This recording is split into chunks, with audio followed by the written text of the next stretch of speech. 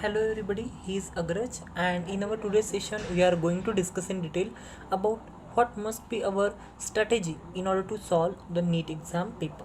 So it's very important for you, and that video will also become very important because this video will help you in order to tackle all those difficulties that you face during solving the NEET paper. So if I talk about NEET, so you come to know all that NEET stand for National Eligibility Cum Entrance Test. There are three subjects in NEET. I have to not repeat the basic things because it will not make complete sense. So we will continue the remaining discussions also, but please listen from basic because I like to explain each and everything from the piece of my heart. So listen me. So there are about three subjects in NEET: physics, chemistry and biology. There are two sections in biology: zoology and botany. So there are in total 180 questions in NEET exam. Actually there are 200 questions, but out of these 200 questions you have to attempt 180 questions. So remaining 20 questions are given in extra. These are actually the OR questions, or you can say these are actually the questions which are not compulsory for you to attempt. Actually there is no any rule such like that you have to attempt all questions, because you will suffer from negative marking if you will do these things. But the meaning of my saying is that there are some optional questions given in NEET exam, and those optional questions asked in NEET exam are 20, and those optional questions are available in each subject in the section B. So let's proceed our discussion. So what must be our strategy in order to solve the NEET examination paper? It's very important. So now please listen me each and everything. First of all, before the start of this video, I will like to tell you important thing that studying at home and solving question paper, both these two things are extremely different. There is about 100% difference in between these two things. As the difference exists in between ground and sky, in the same way there is too much difference in between the study and solving question papers. Both these two things are different. Obviously I know that for scoring good marks in mock test it is necessary for you to study, but not only study will help you in order to increase your score, but solving maximum number of mock tests will also help you to do so. So please try to increase the number of the mock test. Please attempt more number of the mock test daily. Obviously I know that you will be unable to complete the syllabus. Your syllabus will be completed at the end of 12th class, but daily you have to go at least one test, and that test will be at beginning part test, but when you will reach at the end you have to solve the maximum number of full syllabus mock test also, because your main paper is not actually a part test, it is the main paper, and it depends, or it actually based upon the whole syllabus. So you have to give full number of the mock test also, that is you have to give the maximum number of the mock test based upon the full syllabus. So you have to remember these all the things. Okay, now let's start our discussion. So as you know that in NEET examination there are 200 questions. You have to attempt 180 questions out of these 200 questions, and the time availability is about 3 hours 20 minutes. Now if I talk about NEET exam, so you come to know that we have a pen paper mode, that is you have to actually give the answer of every question in a pen paper format. Unlike JEE, you come to know that in JEE we use computers, that is the JEE exam is online based, but if I talk about the NEET, then it is a pen paper based exam. It's very bad thing, because I will tell you why I am telling, or why I am actually discussing with you that it is a bad thing. I also require that NEET exam must also be online on computer, just like JEE. I will discuss that which difficulties we face while filling OMR seat, because it actually causes a silly mistake, and those silly mistake actually disrupt your marks, even though you actually attempt the right answer for a question on the question booklet. But question booklet is of no any use, because your score will be calculated on the basis of what we have ticked on the OMR sheet. Okay, so are you getting my point what I mean? Okay, let's continue. Now you have to remember that if I talk about physics, there are 50 questions. Chemistry same, that is 50 questions. In biology also there are about 50 questions in each part. In zoology 50 questions, in botany 50 questions. So in overall, in total there are about 100 questions in biology.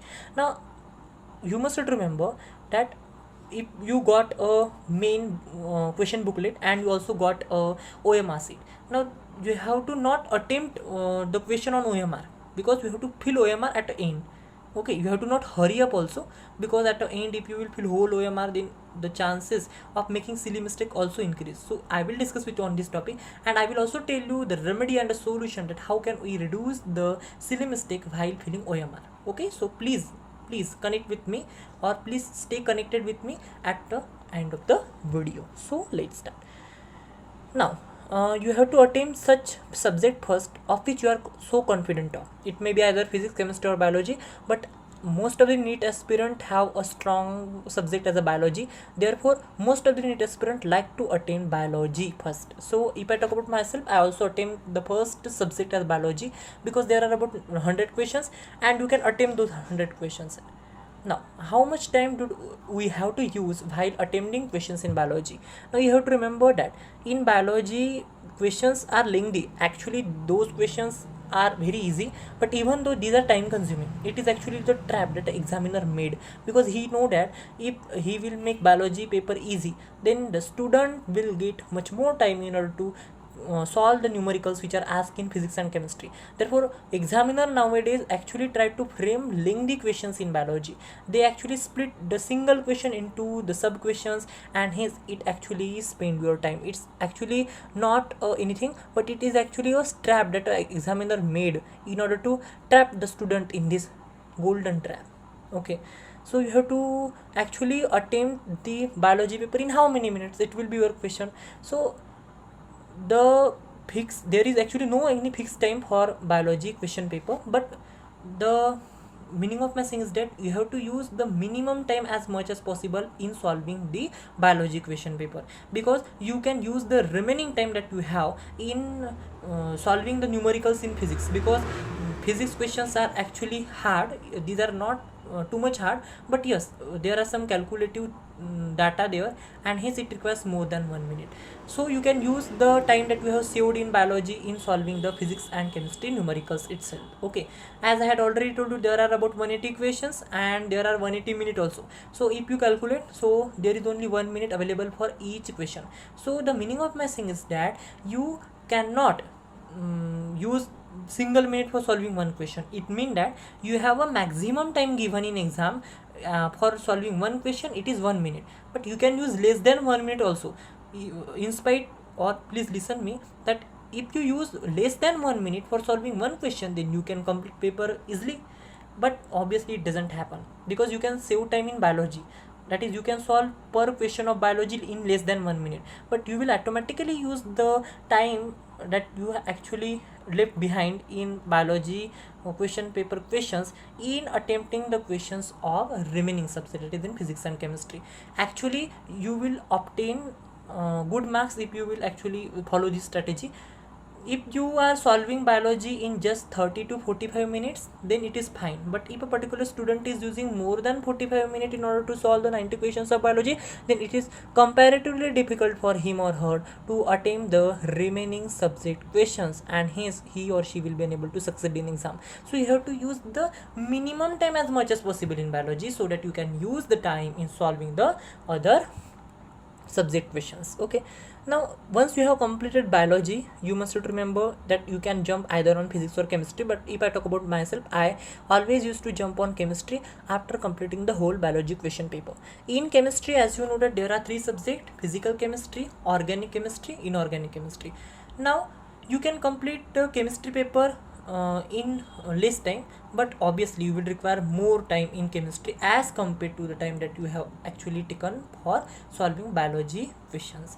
But yes, the time may also be same, because the number of questions in biology is more and the number of questions in chemistry are less. They are actually half of the number of the questions asked in biology. But yes, if I talk about chemistry, so it is comparatively easier than physics, and number of questions are 45. That is, you have to attempt 45 questions, but actually there are 50 questions given in your main question booklet. So if I talk about chemistry, you come to know that 10 to 12 questions are there from physical chemistry. In the same way, you have 17 to 20 questions from inorganic chemistry, and that thing actually make chemistry more easier for you to attempt. That is, that thing help you in order to solve chemistry in less time, because inorganic chemistry is just dicto like biology. Therefore you can save your time in solving the questions from inorganic chemistry. But yes, you can require the time that you saved in inorganic chemistry in solving the questions coming from the physical chemistry, because you come to know that physical chemistry is just like physics as the name suggests, and obviously you have to actually do the hard calculation there, and those calculations actually take much more time, or you have to actually give some more time to solve the calculative questions, because you come to know at a time of exam the environment is totally different than the environment that you have during study, because you are under examination pressure, and that examination pressure actually increases the chances to make the silly mistake while calculating something. For example, you can do the calculation 22 into 8, 16, 1, 2, 6, 7, 176 actually, but that answer may not match with the answer that you have calculated during exam. That is, there is huge pressure during the examination time. So you have to also try to solve much more numerical when you study. It's very important. You will understand each and everything that I am telling you when you will practically start to give mock test. If you will not give mock test, then the whole study that you have done from the last 2 years will be of not any use. So please remember, giving mock test is very important. Actually, I am telling you that giving mock test is actually more important than actual study also. So remember that. So yes, we will continue our discussion. So I was on chemistry. So you have to give less time for chemistry also, because the lesser the time that you use in solving biology and chemistry, the more the time that you will get in order to solve physics. Because I know that physics questions are actually easy, but yes, it is very important for you to remember that you can actually take more than 1 minute. Generally it happens, the any average student take about 2 to 3 minutes per questions for physics, but according to the rule we have only 1 minute for one question. But if you are actually doing, or if you are solving the remaining section, that is chemistry and biology, in less time, then you can use the time left in solving the physics question, and hence you can manage the time in such a way. So if I talk about physics, so you have to also attempt physics question, but don't be hurry now, because you had already solved physics and sorry, I was wrong, because you had already solved chemistry and biology questions, so you have now plenty of time. But remember, you have to give last 20 minutes in filling OMR, because it's very important. For example, a particular student complete the whole paper, but because of no availability of time, or because of scarce of time, he didn't fill OMR. How the surprising case it will be. Have you imagined that? I will again repeat, please listen me, it is very serious case. I know that those serious cases happened in case of some student. Some students are clever, they attempt question and they tick the correct answer on the question booklet, but what about OMR sheet? If he didn't get time in order to fill OMR, he will not score marks even though he attempt all questions. It is a very serious issue, and hence I am actually requesting you that please keep OMR filling on first preference, because you will not obtain any mark if you will not attempt the questions answer on OMR, in spite you have attempt the correct answer on the question booklet, because the examiner, or I can say the such person who checks the answers, will not check your question booklet. He or she will check your OMR, and if you are not correcting the answer, or if you are actually not filling the correct bubbles, then you will not obtain marks in spite of solving the correct answer for a question. So it's very important. So OMR filling is very important. I actually changed my voice because it was actually a very difficult thing, and that thing actually make me so nervous that I started to change my toning. But it is very difficult thing. I can never imagine, because I have seen too many students who actually calculate the correct answer for a question, but even though while filling the bubbles on OMR, he or she makes mistake, it actually deduct about 5 marks. You come to know that 4 marks plus 1. Why plus 1? Because of negative marking. So he or she lost directly 5 marks, and you know that competition is too tough that the students miss government medical college by 1 to 2 marks also. So it is very precious for you to fill OMR in a correct way, in a proper way. Please keep your mind on peace. That only requires mind stability. Then and then only you can fill OMR quickly. But I will tell you that you have to, it will be convenient for you to fill OMR at the end of each section. For example, you have completed the botany section, fill the OMR. in the same way, for zoology section, if you have completed all questions, then you can fill OMR. And if you have to fill OMR in step by step also, because if you will fill whole OMR at the end, so it will actually make huge pressure, because you will be already under such pressure, and that particular thing will again increase your pressure, and those all things will actually increase your chance to make silly mistakes, and those silly mistakes will keep your score low. That is, those silly mistake can reduce your score, yeah, because I had already told you that for one silly mistake you will lose your 5 marks, and for two silly mistake you will lose again your 5 marks. So one silly mistake will actually keep you under loss by 5 marks, and you come to know that there is a competition for each and every mark in competitive exam. So remember that. Are you getting my point? It is very important. Please give primary preference on OMR filling, because if you are not interested in filling OMR when you are solving mock test at home, then you will not get any benefit in the main exam also, because main exam is pen paper mode based, and hence it is necessary for you to have a practice by using the pen and paper. Because if you are not using pen and paper, if you are not filling OMR at home just after the mock test, then it will not help you in order to clear the NEET exam, because NEET exam is not a one which is actually based upon the computer mode. It is not a JEE. Are you getting my point? And one important thing is to be noted, it is the first reason. And second reason is, you cannot skip options in NEET exam. That is, once you mark the wrong answer, or once you mark the wrong bubble for a question, you cannot alter the answer. For example, I will explain you. For a particular question, if the correct answer is 2, but because of certain reason or because of silly mistake you have marked 3 on a OMR sheet, but you know that the correct answer was 2, but because of your disbalance in mind, you have marked 3, then what will happen? You will lose 5 marks. Are you getting my point? You cannot skip option. Most of the students like to fill double bubble, that is, they fill wrong bubble initially, but after some time they realize that they have done mistake, so they try to fill the next bubble or correct bubble. Hence two bubbles got created in one question.